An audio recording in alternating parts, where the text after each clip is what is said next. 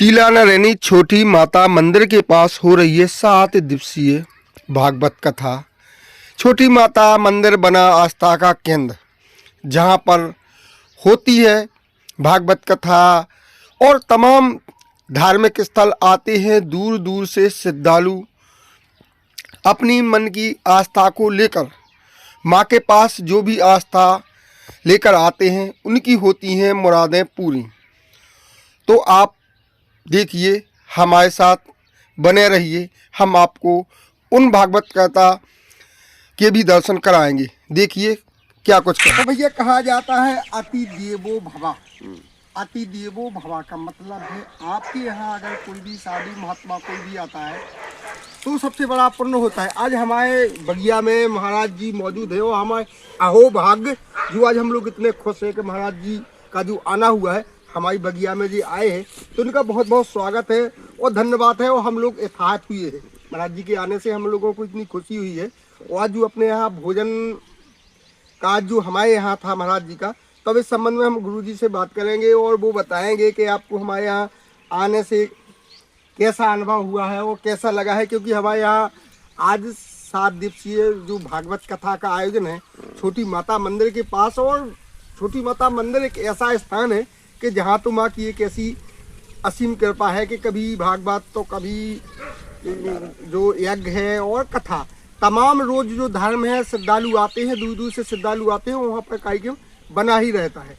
तो जो हमारे यहाँ अभी जो साप्ताहिक भागवत चल रही है 7 दिन के लिए चल रही, 27 तारीख को उसका पूजन है। तो हमारे आज जो हमारा भाग्य है कि जो महाराज जी हमारे यहाँ आए हैं, तो हम आज जानेंगे उनसे, थोड़ी चर्चाएं हो जाएं। गुरु जी, तो सबसे पहले गुरु जी बताएं, आज हमारी बगिया में आप आए हैं तो पहले तो आपका स्वागत है। आप बताएं कैसा आपको यहाँ लगा है, आप यहाँ हमारे यहाँ आए हैं। सबसे पहले तो हम भैया राम सिंह यादव जी का बहुत बहुत धन्यवाद करते हैं, बहुत बहुत साधुवाद करते हैं। और जैसा कि यहाँ भैया ने बताया कि टीला नरैनी ग्राम में माता जी के प्रांगण में कथा चल रही है, तो एक चीज़ हम कहना चाहते हैं कि भैया के घर आकर के बहुत आनंद की अनुभूति हुई। अपने मकान में जो आज हम सब वृक्षों को काट रहे हैं, यहाँ आकर के हमने देखा कि नाना प्रकार के वृक्ष लगे हुए हैं, बहुत प्रकार के तो फूल लगे हुए हैं। और एक जो अपनी खेती का माध्यम और जो बना रखा है भैया ने, ताज़ी स्वच्छ सब्जियाँ बिना किसी केमिकल के, और अपनी जो घर पे ही जो खाद वगैरह सब होती है तो घर की ही खाद से भैया यहाँ खेती करते हैं। तो ये देख करके हमें बहुत आनंद प्राप्त हुआ। क्योंकि आजकल जो बाज़ार से मार्केट से हम सब सब्जियां लाते हैं तो उसमें नाना प्रकार के केमिकल प्रयोग किए जाते हैं, जिससे कि मानव शरीर विषाक्त होता जा रहा है। कहीं ना कहीं बीमारियां जो घेर रही हैं। भैया के यहाँ आकर के देखा कि यहाँ का वातावरण पूर्ण रूप से स्वच्छ है। बहुत प्रकार के तो वृक्ष लगे हुए हैं। यहाँ आकर के आप अगर हाइपर टेंशन के भी अगर शिकार है ना, तो वो आपकी टेंशन भी स्वतः समाप्त हो जाएगी। तो पीछे अपने वो भी देखिए, पीछे डंबल वगैरह है। हाँ, तो भैया के एक चीज़ और बताना चाहते हैं कि यहाँ उन्होंने कसरत आदि के भी साधन रखे हुए हैं, ताकि व्यायाम हल्का फुल्का व्यायाम भी होता रहे और शरीर परिपक्व बना रहे, शरीर मजबूत बना रहे। तो युवा पीढ़ी से भी एक संदेश देना चाहते हैं कि अपने घर में जहाँ भी अगर थोड़ी बहुत जगह हो तो हाँ हल्की फुल्की सब्जियां जरूर उगाएं। कम से कम उन बीमारियों से हम बच सकते हैं। और जैसा कि कहा जाता है कि कलयुग का प्रभाव है, हरि की माया सबको घेर लेती है, तो उस माया से लगभग तो कोई बचता नहीं है। लेकिन हमें कम से कम इतना तो जरूर करना चाहिए कि नशा आदि को त्यागना चाहिए। कलयुग का प्रभाव है, तो ये बहुत सी चीज़ें हैं। तो हम यही कहना चाहते हैं कि नशे से व्यक्ति को हमेशा दूर रहना चाहिए। जय जय श्री राधे। भैया जैसे कि नशा नाश की जड़ है सारी। अगर नशा है आपके यहाँ तो जी समझ लो कि नाश निश्चित है। अगर आपके यहाँ नशा है तो जी समझना कि नाश निश्चित है।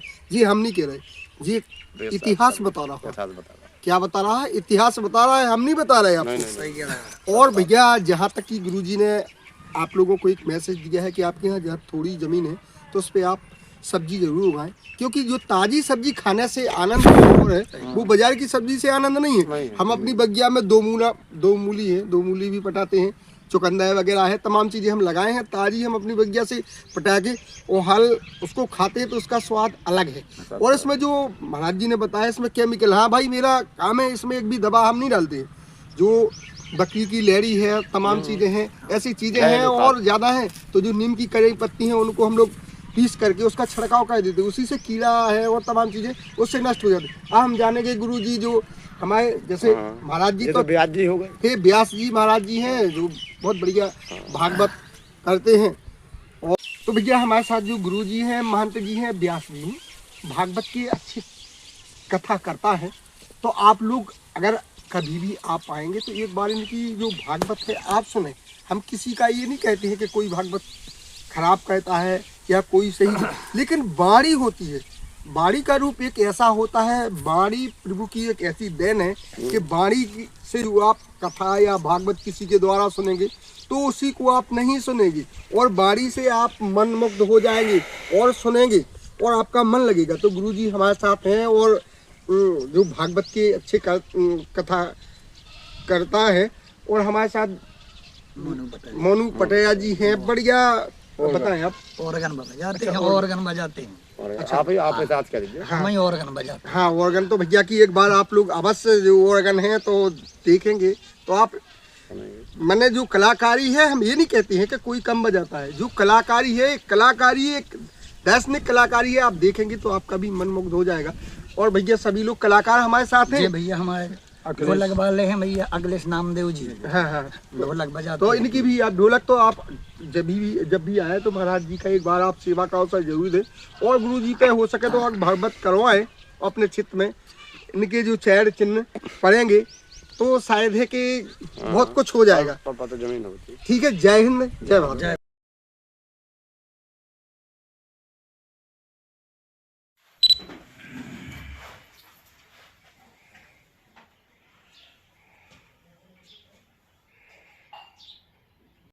कुल बलबुल स्त्रियां बिना बात के नहीं हंसती हैं।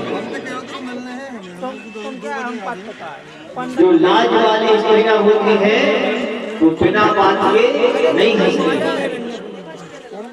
तुम्हारी हंसी के पीछे जरूर कोई कारण है, क्यों हंसे? बोले महाराज तो सही बताए क्यों हंसे? आप कह रहे हो कि अपनी आंखों के सामने कभी भी पाप होते मत।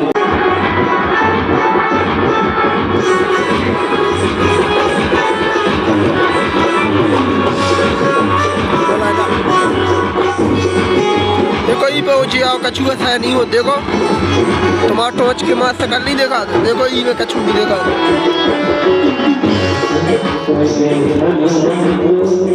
अंदर ओनो ना